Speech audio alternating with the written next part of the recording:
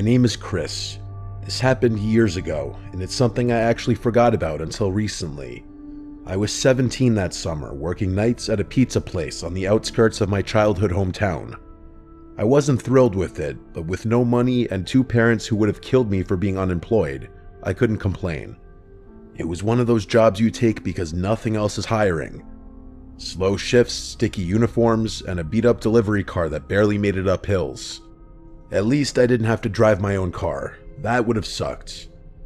Oh yeah, not that this is super relevant, but I do want to mention that the pizza was god-awful, like genuinely terrible. I couldn't understand, actually I still don't understand, why anyone in their right mind would order from that spot. If not for the technology and relatively nice atmosphere it provided, I honest to God don't think we ever would have gotten a single order. That place is definitely the thing I missed the least about my childhood hometown, and that's saying something. The one saving grace about working there was that because the pizza was so bad, or because the place itself was so far away from our downtown, or maybe a combination of the two, people rarely ordered from us, so most nights were dead quiet. I'm not going to bore you with the mundane details about how my nights typically unfolded. It was a pizza place. I'm sure you could fill in the blanks yourself. One night, I was restocking the fridge with drinks when the tablet buzzed with an online order. Large sausage and olive pizza. I remember that distinctly because we never got olives. The address was out in the middle of nowhere, past the edge of our delivery zone, and I remember getting ready to reject it out of habit. But before I could, my manager, this 30-something guy named Russell, who mostly sat in the back scrolling through Reddit, looked over and told me to take it, saying we hadn't had a single run in over an hour. I didn't argue, so when the pizza was ready, I typed in the directions on my phone and grabbed the pie. At least it would kill 30 or 40 minutes. As I was about to leave the store and walk to the car, I looked a little more carefully at the delivery instructions Russell had printed and stapled to the box, which I hadn't paid attention to until then. They said, and I remember this word for word, park on the street behind the house, walk through the backyard, knock on the back door only. That caught my attention a bit, but my 17-year-old brain thought of several rational reasons why someone might not want me to use the front door. Maybe they didn't want to wake an old person or a young child in the house. Maybe the front door of their house was being renovated. Maybe they wanted to hide the delivery from a parent or spouse. It really could have been any number of things. Plus, all I could think about was how slow the night was, and how much longer it was going to feel if I sat around folding boxes. So I just decided to do my job. But the second I stepped outside, I started having second thoughts. It was one of those summer nights that felt like walking through soup, hot, humid, and completely still, like even the air was stuck in some kind of invisible jelly. I don't know if this will make sense, but there's the stale, sour smell you get when it's really humid and still out. Sort of like old plastic and sun-baked dirt. That's what it smelled like out there. I hate that smell more than anything, but it was unavoidable. I had the windows down for maybe 2 minutes before giving up and blasting the AC. The delivery address wasn't in the direction of downtown. It was actually in the exact opposite direction, even though the pizza place itself was already kind of in the middle of nowhere. The drive was supposed to take just over 25 minutes, but it felt longer because of how empty the roads were. I'm definitely exaggerating a bit. It's not like there were no houses for miles, but it was much less dense the further I drove. When I finally got to the address, I realized I was coming up behind the house. The GPS had routed me along the skinny little side street that ran parallel to a set of backyards. There weren't any street lights, and the houses didn't have back porch lights either. It was all shadows. I remember slowing down and double-checking the house number because it looked totally dead. There were no lights inside and no cars in the driveway, just this sagging backyard with overgrown grass and a rickety wooden fence that didn't even close all the way. But still, I followed the instructions. I parked right there on the gravel shoulder, grabbed the pizza, and walked up the incline toward the back door. I had the pizza in one hand and my flashlight in the other, angling it down toward my feet so I wouldn't trip on anything. When I got to the top of the hill, I saw the back door. It was one of those old white ones with a small pane of glass at the top covered by a cheap curtain. I knocked and waited, but no one answered. I knocked a second time, knowing that my manager would be livid if I returned to the store empty-handed. After no response, I was about to knock a third time when I saw the curtain move. Not a lot, just this tiny little twitch, like someone brushed it with their finger. It was fast, and I don't think I would have even noticed if I hadn't been staring at the glass. I stood there for another few seconds, expecting the person who was clearly standing right behind the door to finally open up. But before that happened, I noticed two unmarked cars pull up to the side street behind my car. My first thought was that I was about to get in trouble for trespassing or something. One of the car doors opened, and someone stepped out. Even from the house, I could make out that it was a man in the light of the other car's headlights. The guy motioned for me to walk over to him, which is what I did, assuming that he had ordered the pizza and that I had beaten him home from work or something. But as I got closer, I realized he was flashing me something in his hand. It was a badge. The guy was an undercover police officer, which I was able to ascertain because he wasn't wearing a uniform, just normal clothes. As soon as I got within a certain distance of him, he told me to head back to my car and wait there. That was it. That's all he said. So I did. I backed away slowly, climbed into the delivery car, and sat there watching. That's when I realized there weren't just two officers. There were 5, maybe more. All of them had flashlights, but none of them said a word. They moved stealthily, circling the house like they were trying not to be seen. Not one of them knocked or announced their presence, which I found strange. It was a pretty bizarre sight. I remember one of the officers reaching for the back door handle, the same one I had just knocked on, and gently trying it. When it didn't open, he just nodded at one of the other guys and backed off. It felt like I was watching something I wasn't supposed to see, and I guess I was. Eventually, the first officer came back to my car and crouched beside the window. I rolled it down, and he looked over the pizza box on the passenger seat and let out this short sigh.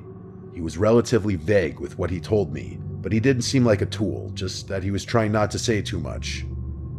Basically, he said that there was an ongoing investigation involving that property, and that he, along with the rest of the officers, were staking it out. He apologized for taking so long to intervene, and told me that I had pulled up the exact time they were repositioning their vehicles.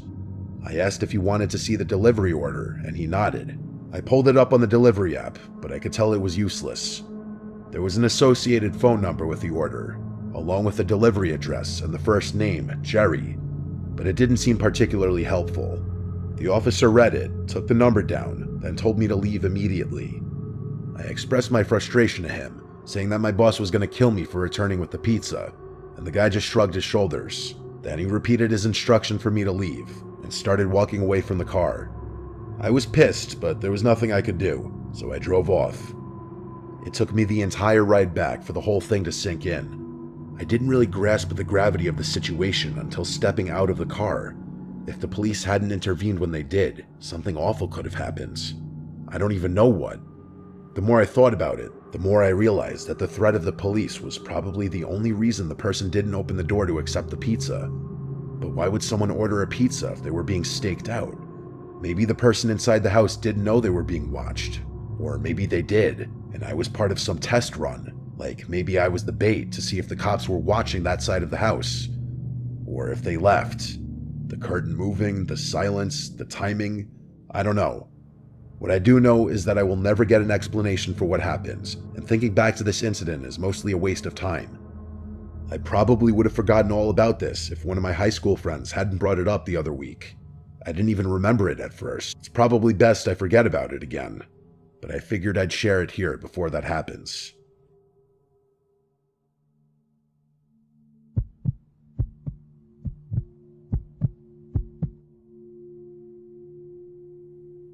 This happened just last year. I'm 40 now, married with 2 boys, ages 7 and 5. I work in insurance, which sounds boring because it is, but we're stable, and that's all I care about at this point in life. A couple years ago, my dad passed away after a long bout with cancer. He left behind a beach house down in Delaware that I had never been to before because he used to rent it out year-round. It's nothing flashy or big, but it's in a fantastic spot, just 1 block off the boardwalk. My favorite part about it by far is the upstairs back deck that provides a really nice view of the ocean. We started going there every summer after he passed, using it as our escape. A week here, weekend there, it became our little family tradition. As much as my wife and I love spending time there, the boys love it even more. They'll spend hours on end playing on the beach, riding bikes, and exploring the town. It feels like a gift, something my dad left behind for us to enjoy. This story takes place during one of those weeks last summer. We'd gone down in mid-July, a Sunday through Friday kind of thing, when the crowds would thin out midweek and the beach was a little quieter. I remember the night clearly. It was a Wednesday. The boys had knocked out around 9:30 after a long day in the sun, and my wife and I were sitting on the back deck playing cards and sipping wine. That's when our older son, Jordan, came outside. He had this uneasy look on his face. He told me he kept hearing a scratching noise in his room, and it was keeping him awake. I glanced at my wife, then set my glass down and stood up, telling him I'd go check it out. I told my wife to hang tight. I figured it was probably just generic house sounds. It is a pretty old house after all. The boys don't share a room, so I figured there was no need to wake our younger one. I followed Jordan downstairs to his room, and he pointed to the wall near his bed and motioned for me to be quiet. We both stood there for a while, and I didn't hear anything at first, but I didn't want him to think I didn't believe him, so I stood there a little while longer. After maybe 20 seconds, I finally heard it. Faint at first, but definitely there. A soft scratching sound, just like he had described. I crouched down and pressed my ear to the wall. It didn't sound like an animal up in the rafters or anything. It sounded like it was coming from inside the wall, lower down and closer to the baseboards. That's when I heard it. Breathing. Not an animal, definitely not. It was deep, slow, human breathing. I flinched back and let out a sharp "Jesus Christ," without even meaning to. And then, I'm not kidding about this, I heard the most guttural and angry scream I've ever heard ring out from somewhere inside the wall. It caught me so off guard that I yelled out again, a feeling of existential dread hitting me right in the face. I grabbed Jordan by the arm and yanked him out of the room. We ran down the hall to get my younger son, Scott, who was still sound asleep. I didn't even give him a chance to open his eyes. I just scooped him up in my arms and ran. I needed to get back upstairs to the deck where my wife was. That was the only other thing on my mind at that point. As we reached the base of the stairs, I yelled for her, and then I heard another scream come from somewhere behind me, only much closer this time. I turned around and saw a man, covered in filth, charging down the hallway straight at us. I nearly tripped trying to get up the stairs with both my sons, but we made it upstairs and onto the deck just in time. Not 2 seconds after I slammed the sliding door shut, the guy hit the glass full force. I genuinely thought it would shatter. He started clawing at the door like an animal, shrieking and pounding, all the while yelling things I can't bring myself to repeat. I threw my body against the door and yelled at my wife to grab the kids and call the police. She grabbed them and covered their ears, pulling them back from the scene. I kept my eyes on his, trying to block the view of him from my family. He was wild, completely unhinged. His hands smeared something. Dirt, blood, I don't even know. He smeared it across the glass as he banged and tried to force the door open. I don't know how long I held it shut. A minute, 5, it felt like forever. He seemingly had unlimited energy, because it took all my strength to keep that door shut, and he didn't let up once. All I could think about was protecting my family.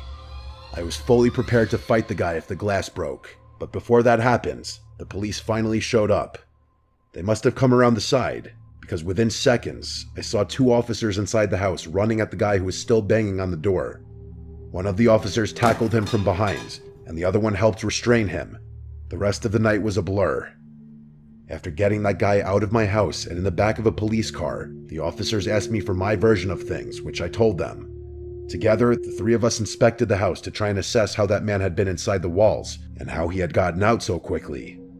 Turns out, the house has a crawl space I didn't know about. There's an entrance underneath the back porch that you wouldn't know was there unless you were looking. From there, it leads into a standing crawl space that runs alongside the foundation and has a second access point through a loose panel in Jordan's closet. I had no idea it was there. I'd never done a full inspection of the house when I'd inherited it. Hell, I didn't even bother refinishing it. A few days later, I got more information from a detective who called to follow up. He told me the perpetrator admitted that he'd been staying in the crawlspace for months, that he had discovered the crawlspace entrance during the off-season, and was planning to harm my family that night for intruding on his, quote, new home.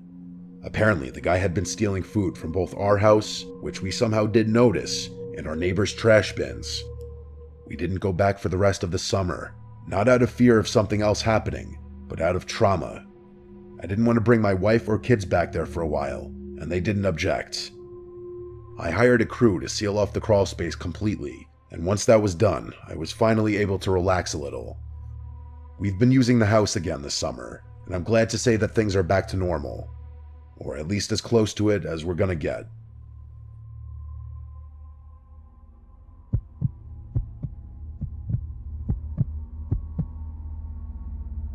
I grew up in a kind of rural area where you could ride your bike for miles without seeing another person. Like a lot of people, my favorite season was always summer. It still is actually, but it's been a while since I lived out in the country, so summer's lost a little bit of its charm. A lot of what made summer so special to me is tied to life in the middle of nowhere.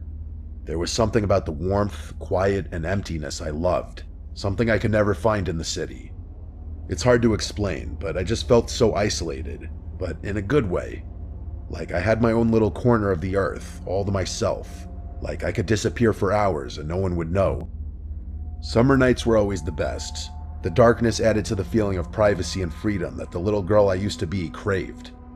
I was 16 at the time. I had a friend back then named Taylor. She was a little more reckless than me, always pushing the limits in small ways. One random night in July, we decided to go stargazing. Just us, 2 bikes, and a bottle of wine. It wasn't the first time we had done something like this. Actually, it's something we did quite often. That is, until what I'm about to tell you happens. Come to think of it, this was probably one of the last times we went stargazing together. We didn't have a specific plan, just a direction. We wanted to go somewhere new, since the old spots were getting a little repetitive. Taylor said she knew a good spot past the edge of town, some abandoned stretch of farmland where nobody ever would bother us. It was sometime around 10 o'clock when we left. I'm not sure how long we biked, maybe 20 minutes, maybe 30, but we didn't stop until we were past anything even remotely civilized. At some point, Taylor just stopped her bike abruptly and told me we were here. I wasn't really sure what here meant, since there were no descriptive landmarks around, but it still felt perfect. Wide open field, no buildings, no fences, no cows, just a huge patch of grass and the endless starry sky. We spread out a blanket and popped the cork with the little opener Taylor had somehow remembered to bring. It was some cheap red wine that didn't taste all that good, but it did the job. We laid there for a while, passing the bottle back and forth, pointing out the few constellations we remembered by name. Our goal on nights like this was always the same: try and spot a shooting star. At one point, Taylor asked me if I thought we'd actually see one, and I told her probably not, but to keep looking anyway. They're not as uncommon out in the country where you can see so many stars, but you still have to pay attention. Shooting star or not though, we were having a great night. The wine was definitely doing its job, and I started feeling myself slipping into drunkenness. It was the kind of night that made you feel like time didn't exist, kind of like what I was talking about earlier. This isn't super relevant to the story, but it's one of the few things I remember about the night, so I'm going to quickly tell you anyway. There was a very brief moment that felt like a blip in the rhythm of the night. We were leaning back, and Taylor looked at me in this way that made me wonder if she wanted something more than friendship. Growing up, I always had that suspicion about her, but it was never motivated by anything more than curiosity. But that night, it felt a little stronger than I could recall it ever being. I didn't ask, didn't say anything. That kind of thing just wasn't talked about openly where we grew up. And besides, maybe I was just tipsy and reading too into things. Either way, it passed. We laughed about something dumb she said, and then looked up just in time to catch a shooting star streak across the sky.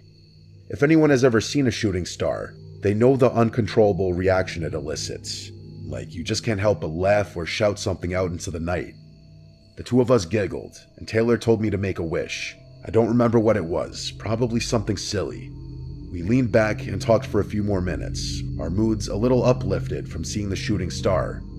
I closed my eyes for a moment, not to fall asleep, just to feel the breeze on my face for a second and settle further into the stillness. I swear on my life, my eyes were not closed for more than 5 seconds. But when I opened them, Taylor was gone. Like, gone. Not just off to pee or fiddling with her phone. She was actually gone, which I could tell from the fact that both she and her bike were nowhere in sight, even though mine was still sitting right next to the blanket. I sat up fast, thinking maybe she was messing with me, but even after turning a full 360, I couldn't see her. In that moment, I felt this unexplainable feeling of fear wash over me.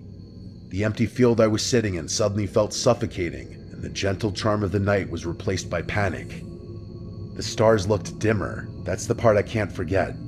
The sky was still there, but it felt off, like someone had turned the brightness down or smeared something over it, and the air felt colder too. Not like it had cooled naturally, but like I stepped into a different version of the same place. I know I'm not making any sense, but like I said, the feeling was unexplainable. I pulled out my phone to check the time. It was 3 a.m. exactly. That timestamp is burned into my memory, and probably will be forever.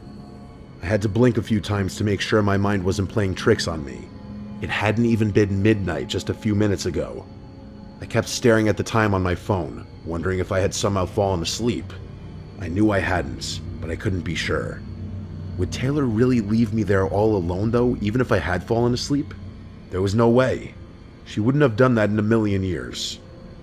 I stood up, spun around, and called her name a bunch of times, but she didn't answer. I didn't know what to think. The only logical explanation was that she had ditched me for some reason. Maybe she'd gotten annoyed or wandered off and left me passed out, but I couldn't figure out why. We hadn't argued, and the vibe had been good, really good, honestly. I called her phone a bunch of times too, but those were unanswered as well. After that, I started crying. I mean, can you really blame me? I didn't know what else to do. I grabbed my bike and started pedaling back towards my house, trying not to panic. That ride felt like it took forever. It was probably the scariest I'd ever felt on a bike. I didn't stop until I made it back to my driveway, completely out of breath and still not understanding what had just happened. I went to sleep immediately. The next day, I texted Taylor first thing in the morning, expecting an apology or at least an explanation, but instead, she demanded one from me. She asked me word for word, "Where the hell did you go last night?" I told her what I remembered, how I'd woken up alone at 3 a.m. and assumed she'd left me, but then she hit me with the thing that made me send the story in. She said she was the one who had woken up alone at 3 a.m., and I was the one who was gone. She waited for me for over an hour, then biked home angry and confused, assuming I'd gotten annoyed and left her there. According to her, I just vanished, and I was just as convinced the same thing happened in reverse. We went in circles for a bit, trying to piece it together, but nothing added up. Neither of us had memory gaps beyond that moment. Neither of us had texts or calls or anything that could help reconstruct what actually happened. Even though both of us swore remembering calling each other after waking up, none of those missed calls were in either of our phone logs. Eventually, we dropped it. Or at least, we stopped talking about it. But I think both of us were far more terrified than we wanted to admit. I know I was. For months, I'd find myself lying in bed, looking out my window at the stars and remembering that night. Taylor and I didn't stargaze much after that night. Maybe once or twice. In a sense, things did go back to normal. We continued living our lives, and that was that. But even now, I still have no explanation for anything that happened that night. I wouldn't call myself superstitious or a believer in the paranormal, but everyone I tell this story to immediately attribute it to something unnatural. And maybe they're right, but I really don't like thinking about that. I do consider the possibility that she simply lied to me. Either way, I get a really unsettled feeling, like something happened to us that night that I'll potentially never figure out for as long as I live. I haven't heard from Taylor for years, but I'd bet my life on the fact that she too still wonders from time to time about what happened to us that summer night in the field.